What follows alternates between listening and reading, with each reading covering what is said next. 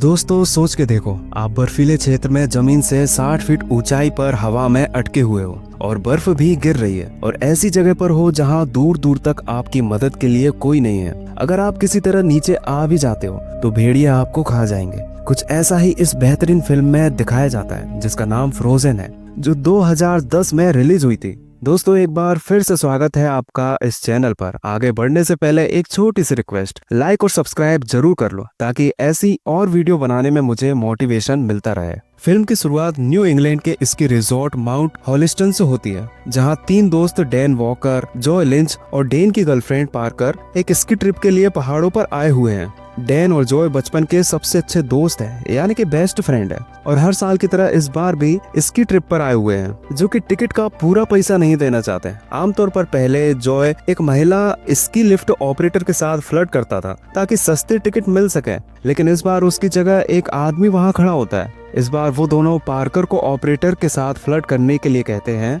ताकि वे सस्ते टिकट ले सकें। तब इस बीच जॉय डैन से नाराजगी में कहता है कि बॉयज ओनली ट्रिप पर अपनी गर्लफ्रेंड को लाने की क्या जरूरत थी। यहाँ पता चलता है कि जॉय पार्कर को ज्यादा पसंद नहीं करता था और पार्कर को स्की भी करना नहीं आता था, इसलिए जॉय सोचता है कि ट्रिप उतना मजेदार नहीं रहेगा। डैन माफी मांगता है और कहता है कि उसने सोचा कि उसे लाना ठीक रहेगा क्योंकि इससे उन्हें साथ में समय बिताने का मौका मिलेगा। अब आखिरकार वे इसके लिफ्ट पर चढ़ते हैं और पहाड़ की चोटी की ओर बढ़ते हैं। रास्ते में जॉय पार्कर को बहुत ज्यादा स्मोकिंग करने के लिए टोकता है, जिससे नाराज होकर पार्कर भी उसे ताना मार देती है। डैन बीच में बैठा है और सिचुएशन को संभालने की कोशिश कर रहा होता है। अचानक लिफ्ट काम करना बंद कर देती है। उसमें सवार लोग शोर करने लगते हैं। पार्कर शांत रहने का दिखावा करती है, लेकिन वो असल में ऊंचाई से बहुत डरती है। जो इस बात पर उसका मजाक उड़ाता है, जबकि डैन उसे दिलासा देने की कोशिश करता है। आखिरकार लिफ्ट फिर से काम करने लगती है और वे पहाड़ी की चोटी पर पहुंच जाते हैं। इसकी करते समय डैन और जॉय ज्यादा मस्ती नहीं कर पाते क्योंकि पार्कर बहुत धीमी होती है और वो हर कुछ मिनट में ही गिर जाती है, जिससे जॉय बहुत ज्यादा चिढ़ जाता है। अब रात हो जाती है और रात में वे पहाड़ से लौटकर रिजॉर्ट में आ जाते हैं। दोनों लड़के पिज्जा खाते हुए कहते हैं कि उन्हें इस बार स्की करने में मजा नहीं आया, जिससे जॉय सुझाव देता है कि वे दोनों आखिरी लिफ्ट पकड़कर फिर से पहाड़ी पर जाएं और पहले की तरह स्की करें। अब पार्कर उनकी बातचीत सुन लेती है और उनकी ट्रिप खराब करने के लिए माफी मांगती है। डैन को उसके लिए बुरा लगता है, इसलिए वो उसे फिर से साथ चलने के लिए कहता है। पार्कर कमरे में रहने की बात करती है क्योंकि उसे स्कीइंग पसंद नहीं थी, लेकिन डैन जोर देता है, इसलिए तीनों अपना सामान फिर से पैक करते हैं और लिफ्ट की ओर जाते हैं। जैसे ये लोग वहां पहुंचते हैं, ऑपरेटर लिफ्ट बंद कर देता है। ये वही व्यक्ति होता है जिससे पार्कर ने टिकट के लिए फ्लर्ट किया था। ये लोग उससे लिफ्ट को आखिरी बार चलाने के लिए रिक्वेस्ट करते हैं, लेकिन वो हंसते हुए कहता है कि उन्होंने पहली बार भी पूरा भुगतान नहीं किया था और कहता है कि बात पैसों की नहीं है, दरअसल कुछ देर में मौसम खराब होने की सूचना मिली है, इसलिए उसे ये लिफ्ट बंद करनी ही होगी। ऑपरेटर उन्हें जाने देने से साफ मना कर देता है, लेकिन जब वो उसे थोड़े और $100 की पेशकश करते हैं तो वो मान जाता है। अब ये लोग लिफ्ट पर चढ़ जाते हैं और नीचे स्कीइंग कर रहे लोगों को एक्साइटेड होकर देख रहे होते हैं। इसी के दौरान एक सहकर्मी लिफ्ट ऑपरेटर के पास आता है और अगले हफ्ते भी ऑपरेटर को ही काम पर रहना है, इस शेड्यूल के बारे में बताता है। ऑपरेटर जवाब में कहता है कि अगले हफ्ते वो अपने भाई की शादी में व्यस्त रहेगा, इसलिए वो काम पर नहीं होगा, और कहता है कि वो 2 महीने पहले ही इसके लिए एप्लीकेशन दे चुका है। लेकिन सहकर्मी कहता है कि उसे इस बारे में अपने बॉस से बात करनी चाहिए, और इस दौरान ऑपरेटर लिफ्ट पर अपने सहकर्मी को छोड़कर मैनेजर से बात करने चला जाता है। जाने से पहले वो सहकर्मी को बता देता है कि लिफ्ट पर अभी 3 लोग गए हैं, इसलिए उन्हें वापस आने तक लिफ्ट को बंद ना किया जाए। ऑपरेटर के जाने के थोड़ी देर बाद सहकर्मी पहाड़ से आते हुए 3 लोगों को देखता है। उसे लगता है कि ये वही लोग हैं जिनका जिक्र ऑपरेटर ने किया था, और वो अब लिफ्ट बंद कर देता है, ये जाने बिना कि डैन, जॉय और पार्कर अब भी लिफ्ट पर मौजूद है। अब लिफ्ट एक बार फिर रुक जाती है। शुरुआत में जब लिफ्ट रुकती है तो इनको लगता है कि ये केवल एक छोटा सा इशू होगा। अब जॉय गुस्से में चिल्लाने लगता है, लेकिन तब तक लिफ्ट स्टेशन पर सभी लोग जा चुके होते हैं। इसके अलावा मौसम भी खराब होने लगता है और टेम्परेचर भी तेजी से गिर रहा होता है, जिससे ये लोग ठंड से कांप रहे होते हैं। वो लोग खुद को व्यस्त रखने के लिए बदतर तरीकों की बातें करते हैं, जिससे उनकी मौत हो सकती है। बिना ये जाने के आगे उनके साथ क्या होने वाला है। कुछ मिनट वहाँ रुकने के बाद वे घबरा जाते हैं और अब लाइट भी चली जाती है। अब उन्हें समझ में आता है कि लिफ्ट किसी खराबी की वजह से नहीं रुकी, बल्कि इसे किसी ने जानबूझकर रोका है। वे जोर जोर से चिल्लाने लगते हैं और उम्मीद करते हैं कि कोई उनकी आवाज सुन लेगा। पार्कर डर जाती है और कहती है कि कोई नहीं जानता कि वे यहाँ हैं, लेकिन डैन को लगता है कि लिफ्ट किसी बिजली की कटौती की वजह से रुकी है और जल्द ही उन्हें बचा लिया जाएगा। घबराहट में डैन और पार्कर के बीच बहस होने लगती है। तभी पार्कर को याद आता है कि आज रविवार है और इसकी रिजॉर्ट अगले शुक्रवार तक नहीं खुलेगा। अगर कोई उन्हें ढूंढने नहीं आया तो वे लगभग एक हफ्ते तक यहाँ फंसे रहेंगे। ये लोग एक दूसरे को समझाते हैं कि सब ठीक हो जाएगा, लेकिन उनके चेहरों पर घबराहट साफ नजर आती है। कुछ देर बाद जो को पेशाब करने की जरूरत महसूस होती है। मजबूरी में वो मेटल बार को ऊपर उठाकर लिफ्ट से नीचे पेशाब करता है। पार्कर को ये बिल्कुल पसंद नहीं आता और वो मुंह बनाने लगती है, जबकि डैन चुप रहता है। तभी अचानक बर्फ गिरने लगती है। ऑपरेटर ने जिस तूफान की चेतावनी दी थी वो शुरू हो जाता है, जिससे उनकी परेशानी और बढ़ जाती है। कुछ समय बाद एक बर्फ हटाने वाली गाड़ी उनकी ओर आती हुई दिखती है। ये लोग ड्राइवर का ध्यान अपनी ओर करने के लिए चिल्लाते हैं और हाथ हिलाते हैं। गाड़ी का ड्राइवर आखिरकार उनके नीचे गाड़ी रोकता है। उन्हें राहत महसूस होती है कि अब उन्हें बचा लिया जाएगा, लेकिन जल्द ही पता चलता है कि उस व्यक्ति ने ना तो उन्हें देखा है और ना ही उनकी आवाज सुनी थी। उसने सिर्फ बर्फबारी की वजह से गाड़ी रोकी थी। दरअसल वो अपने सीनियर से फोन पर बात कर रहा होता है, जो उसे जल्दी लौटने को कहता है। ड्राइवर गाड़ी को घुमाकर वापस जाने लगता है, जबकि ये लोग उसे रोकने के लिए बहुत चिल्ला रहे होते हैं, लेकिन दुर्भाग्य से तूफान की वजह से ड्राइवर उनकी आवाज नहीं सुन पाता। वे अपनी स्कीइंग गियर उस आदमी पर फेंकते हैं, लेकिन वो उन्हें नोटिस नहीं कर पाता और अंततः वो वहाँ से चला जाता है। कुछ समय बाद पार्कर सिगरेट पीने के लिए अपने दस्ताने उतारती है, लेकिन गलती से उसका एक दस्ताना लिफ्ट से नीचे गिर जाता है। अब इनके पास बचने का एकमात्र तरीका है कि उनमें से किसी एक को नीचे कूदना होगा, तभी खुद को बचाया जा सकता है। डैन कूदने के लिए खुद ही राजी होता है और मानता है कि बर्फ से ढकी जमीन के कारण वो सुरक्षित रहेगा। जो उसे रोकने की कोशिश करता है और कहता है कि उन्हें सुबह तक का इंतजार करना चाहिए, लेकिन डैन अपनी जिद पर अड़ा रहता है। पार्कर और जॉय दोनों उसे बार बार नीचे कूदने से मना करते हैं, लेकिन डैन अपनी स्नोबोर्ड नीचे फेंकता है और लिफ्ट से नीचे कूद जाता है। जमीन पर गिरते ही डैन की दोनों टांगे टूट जाती हैं। दोनों उससे पूछते हैं कि क्या वो ठीक है, लेकिन डैन कुछ सेकंड तक कुछ नहीं सुन पाता। वो अपने दोनों घुटनों से हड्डियां बाहर निकलते देखकर बहुत घबरा जाता है और अब उसके लिए पहाड़ से नीचे जाकर मदद लाना भी असंभव हो जाता है। पार्कर अपनी स्कार्फ उसकी ओर फेंकती है ताकि वो खून के बहाव को रोकने के लिए उसका उपयोग कर सके, लेकिन वो एक पेड़ के ऊपर जाकर फंस जाता है। इसके बाद जो अपनी स्कार्फ को गेंद की तरह बनाकर फेंकता है, जिससे वो डैन के पास गिरती है, लेकिन जब डैन इसे पकड़ने की कोशिश करता है तो हड्डी और बाहर निकल जाती है। स्कार्फ से अपने पैरों को बांधने के बाद डैन जॉय से कहता है कि वो सस्पेंशन केबल के सहारे पास के सपोर्ट टावर तक पहुंचे, क्योंकि सभी टावरों में सीढ़ियां मौजूद होती हैं, जिनकी मदद से जो आसानी से नीचे जा सकता है। जो झिझकता है और कहता है कि वो मुश्किल से खुद ही खींच पाता है, लेकिन फिर भी अपने दोस्त की मदद के लिए वो ऐसा करने को तैयार हो जाता है। तभी वो लोग पास से गुर्राने की आवाज सुनते हैं। दरअसल एक भेड़िए का झुंड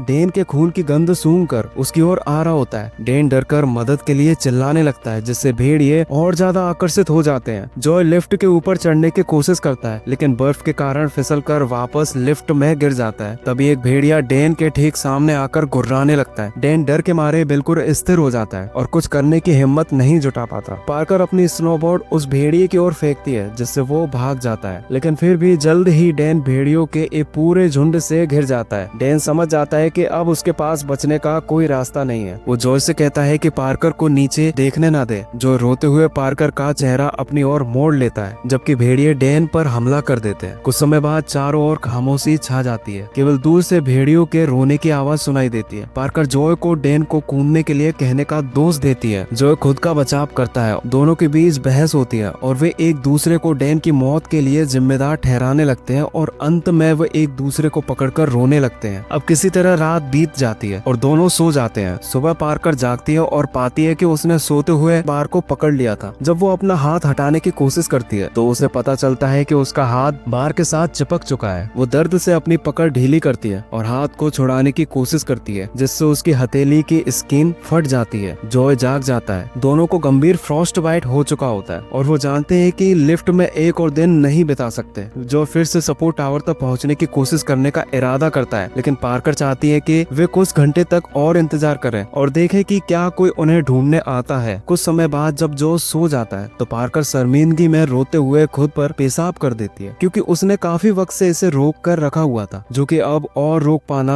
पार्कर के लिए पॉसिबल नहीं था। जब जो जागता है तो वे अपने जीवन की विभिन्न बातों पर चर्चा करते हैं, जो उससे बताता है कि वो और डैन पहली बार एलिमेंट्री स्कूल में मिले थे। जो कहता है कि डैन ने उन्हें बचाने की कोशिश में अपनी जान गंवाई है, इसलिए उसकी मौत बेकार नहीं जानी चाहिए। इसके बाद जो दोबारा लिफ्ट के सीट के ऊपर चढ़ता है और सपोर्ट टावर तक पहुंचने की कोशिश करता है। इस बार बर्फ पिघल चुकी होती है, जिससे उसका आगे बढ़ना थोड़ा आसान हो जाता है। हालांकि जैसे ही वो सीट पर कदम रखता है तो सीट को पकड़ने वाले बोल्ट का स्क्रू खतरनाक रूप से ढीला हो जाता है, जिससे सीट ढीली होकर हिलने लगती है। किसी तरह वो अगले चेयर तक पहुंच जाता है, लेकिन केबल पकड़ने के कारण उसकी हथेलियां लहूलुहान हो जाती हैं। फिर भी जो हार नहीं मानता और सपोर्ट टावर तक पहुंच जाता है। नीचे एक अकेला भेड़िया उसका इंतजार कर रहा होता है। पार्कर जोए की मदद करने के लिए अपनी स्की पोल नीचे फेंक देती है, जो आखिरकार टावर से नीचे उतरता है, लेकिन भेड़िया उस पर हमला कर देता है। लेकिन किसी तरह वो पोल अपने हाथ में लेता है और भेड़िए को खुद से दूर कर देता है। जल्दी से वो स्नोबोर्ड पहनता है और पहाड़ से नीचे की ओर स्की करने लगता है। पीछे एक भेड़िए का झुंड उसका पीछा करता है। पार्कर उसे सावधान रहने के लिए कहती है, लेकिन जो पहाड़ के दूसरी तरफ गायब हो जाता है। अब पार्कर ठंड में अकेली रह जाती है और जो के मदद लेकर लौटने का इंतजार करती है। घंटों बीत जाते हैं, लेकिन जॉय वापस नहीं आता। पार्कर समझ जाती है कि भेड़िए शायद जॉय तक पहुंच गए होंगे, लेकिन वो फिर भी उसकी सलामती की उम्मीद करती है और अगली सुबह तक वहां रुकती है, लेकिन जॉय वापस नहीं लौटता। अब पार्कर लिफ्ट की सीट पर हिलने डुलने लगती है, जिससे बोल्ट और अधिक ढीला हो जाता है और हवा में एक वायर पर सीट लटक जाती है, जिससे ऊंचाई कम होने की वजह से पार्कर नीचे कूद जाती है। लेकिन उसी वक्त लिफ्ट की सीट पार्कर के पैरों पर गिर जाती है, जिससे उसकी दोनों टांगे काम करना बंद कर देती हैं। दर्द के बावजूद पार्कर खुद को संभालती है और बर्फ पर घसीटते हुए नीचे की ओर रेंगती है। आगे बढ़ते हुए कुछ देर बाद वो जॉय के शरीर के भयानक अवशेषों को देखती है। इससे पहले कि वो इस पर कुछ प्रतिक्रिया कर सके, उसे सामने एक भेड़िया नजर आता है। हालांकि उसका पेट जॉय को खाकर पहले ही भर चुका था, इसलिए वो पार्कर पर हमला नहीं करता। पार्कर किसी तरह सड़क के किनारे पहुंचती है और वहां लेट जाती है और मदद का इंतजार करती है। आखिरकार एक व्यक्ति उसे अपनी कार में लेता है और हॉस्पिटल की ओर ले जाता है और इसी तरह यहाँ पर मूवी खत्म हो जाती है।